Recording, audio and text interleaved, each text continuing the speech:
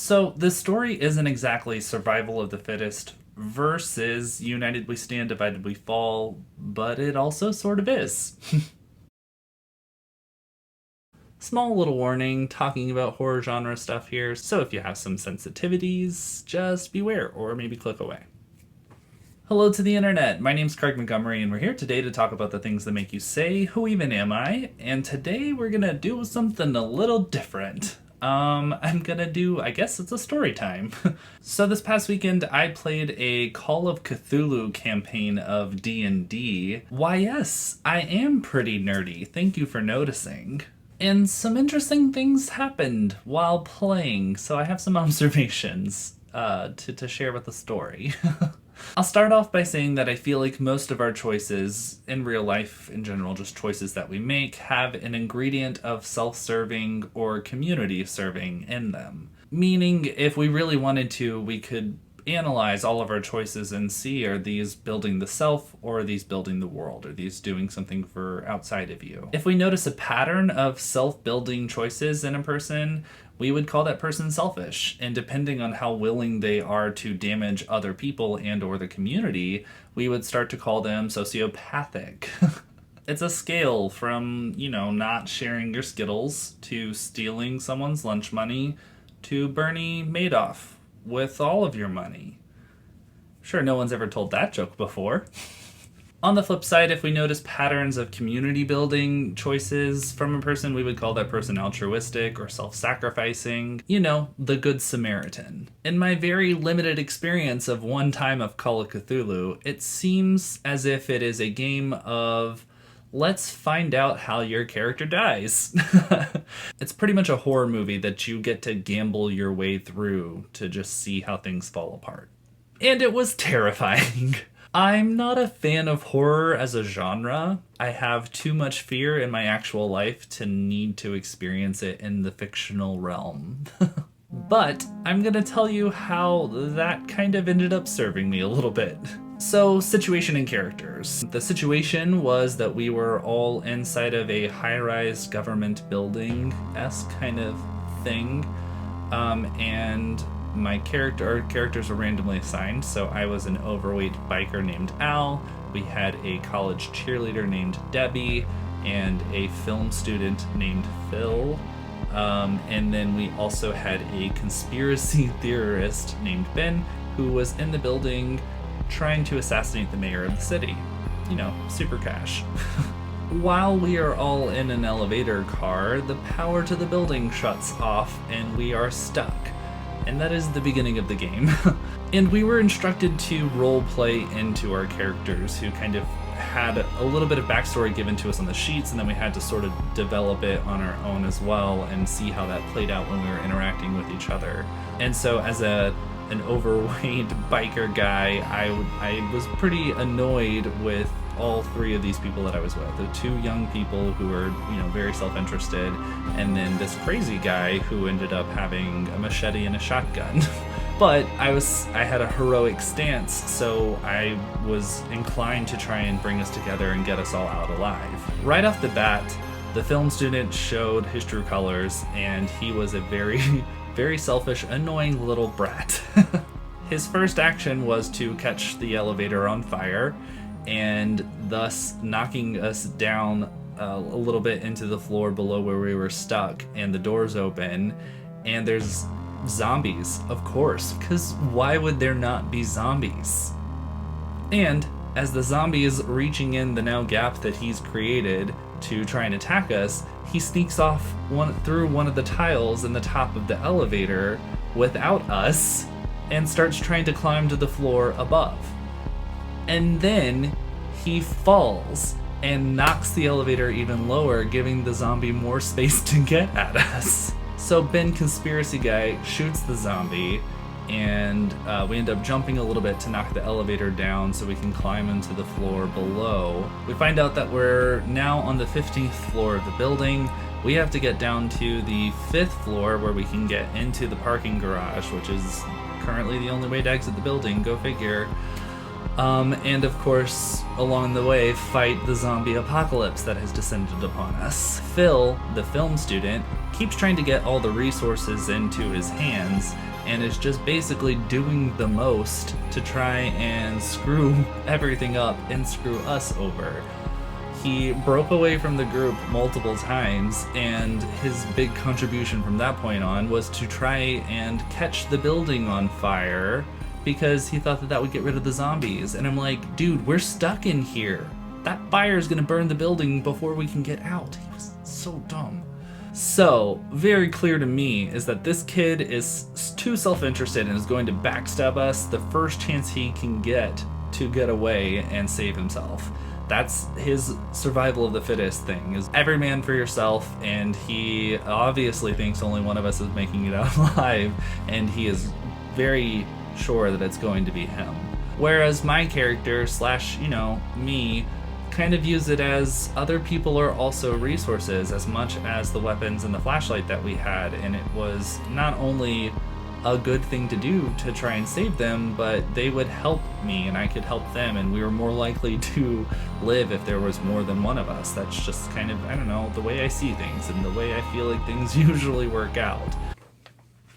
And what I found super interesting is how those two different concepts played out in this game that was like a fictional thing. But it was interesting, like a little social experiment. So by the time we get down to floor 5, our shotgun-wielding friend has gone insane. You have to like roll for insanity points every time you witness something graphic, and he's of course blasting away most of the zombies we come across. So he has gone insane at this point and starts conspiracy theorying against us. It thinks that we have been infected by these bugs that are turning everyone into zombies, and his first target is Phil, the film student. And so they start having a conflict, and my character turns to the cheerleader and convinces her to just leave them to be, because I had tried to knock out Ben and I couldn't. The film student has already tried to screw us over so many times. I was like, look, I'm not trying to save you anymore. So she agreed, and we ran off while this distraction was happening. Which in a way is a little self-serving versus the team thing, but it made sense at the moment. There wasn't a lot of guilt with it because the film student had obviously segregated himself from the group with all of his actions. He had made it very clear that he wasn't interested in being part of the team, and so it already felt like he was gone. And so when he drew the attention away from the crazy person who was about to kill us, it just made sense that we were supposed to leave. So, of course, this is like the climax of the game. We're on the 5th floor, right when we can get to the parking garage, which is like the last leg. Everything kind of explodes. As me and the cheerleader are running to the parking garage, she gets infected by a bug, and feeling like, well, I might as well consider myself dead now, she runs off away from me to go back and try and get at Ben because she's mad at him for turning on us, and she's like, I'm just gonna go full revenge plot on this. So I'm now left alone running to the garage. So at this point it got super movie-like with 2 plots happening at the same time, me going towards the garage and then this revenge plot and murder thing happening with our friend conspiracy theorist inside the building still. So when Debbie the cheerleader re-enters the room, she distracts Ben the conspiracy theorist, and Phil the film student uses that distraction to bolt towards me in the garage and leaves Debbie to deal with our crazy friend. So of course, when I get to the parking garage, there are zombies there waiting for me that notice me as soon as I open the door. So I bolt off trying to get to my motorcycle, which is also, of course, 2 levels below where I currently am. And self-serving Phil notices what's going on, so he waits for the zombies to follow after me. Inside the building, while this is going on, Ben, the conspiracy theorist, has fully descended into madness, has now convinced himself, or there was also a little bit of like shooting after and chasing Debbie, but after that happens, he fully succumbs to the madness, convinces himself that he has been infected by a bug, shoots himself, and witnessing this, Debbie has now gone mad, and the bug that's inside of her has also started to affect her, and she has kind of this little interesting side plot that happens, but it doesn't really serve our point, so I will leave it alone. She ends up not making it out, obviously. zombies take over her brain. So now it's left with just myself and Phil, the film student, trying to escape. He runs into the garage, hijacks the car, and hotwires it, drives off, and of course passes me up, plowing away through the zombies, thankfully. So I get on my motorcycle and start following him. And as we get down to the first floor, there is just so many zombies that he can't get his car through it, and they stop him and he gets taken over. And that makes a distraction for me to Evel Knievel my way off of the parking ramp into the ground because we were on the first floor.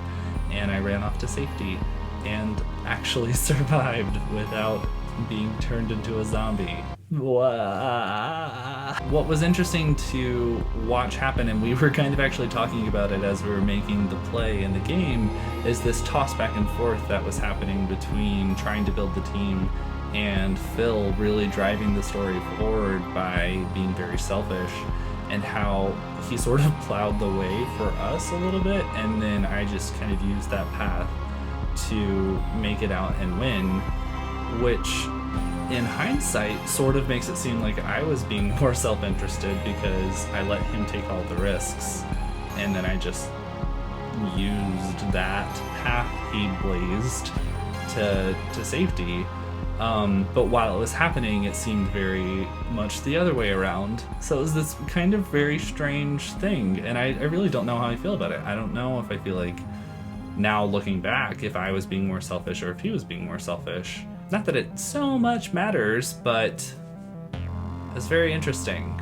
It's a weird thing to think about. So that's kind of where I come to you. I'm actually really curious to hear from other people. Do you think that Phil was being more selfish by, survival of the fittest, I'm gonna make it out alive, and if you guys can't keep up, then I'm sorry? Or do you think that my character is playing more selfishly by saying, hey, if we can't all do it, then no one can do it, sort of thing, and trying to move as a group and be a team, and then that sort of serving him the most in the fact that he actually made it out and won? So I'm curious. I would like to hear your thoughts. Comment down below, please. Anyway, I thought that was kind of interesting. It was fun. I kind of hated it at the moment because zombies are gross and it was horror and there was lots of music playing and sound effects.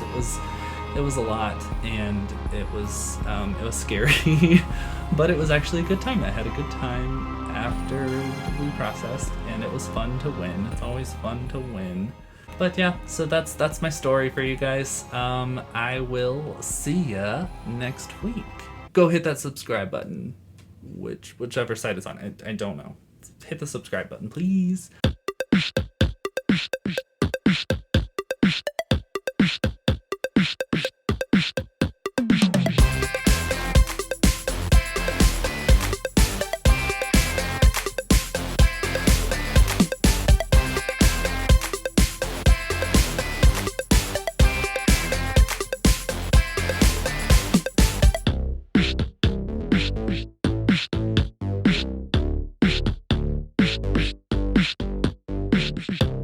Okay, bye.